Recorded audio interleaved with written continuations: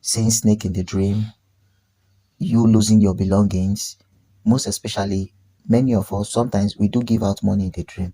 This is a very, very bad omen. It's not good to give out your money in the dream, no matter what. It's not even good to give out any of your belongings in the dream. Based on the scenario, whenever you encounter such dream, you should take an immediate response to it, a practical response to it.